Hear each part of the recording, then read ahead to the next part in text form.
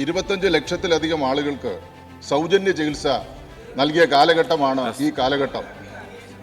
സൗജന്യ മരുന്നുകൾക്കായിട്ട് എത്ര കോടി രൂപ കൂടി നൽകിയെന്ന് പറയാമോ?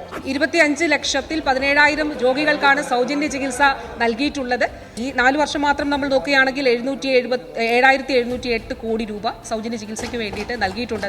സാർ ഒരു വർഷം സൗജന്യ മരുന്നിനു വേണ്ടി ഏതാണ്ട് 650 മുതൽ 700 കോടി രൂപ വരെ KMCL സാർ അത് വാങ്ങിക്കുന്നുണ്ട്.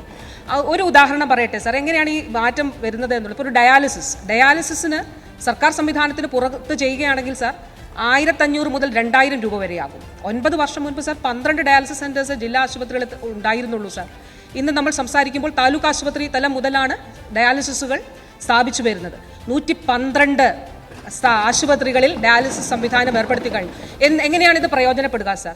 പുറത്ത് 1,500 മുതൽ 2,000, 1,500 കണക്കാക്കിയാൽ 3 ഡയാലിസിസ് ഒരു മാസം ചെയ്താൽ സാർ 4,000, ഒരു ആഴ്ച ചെയ്താൽ 4,500 രൂപ.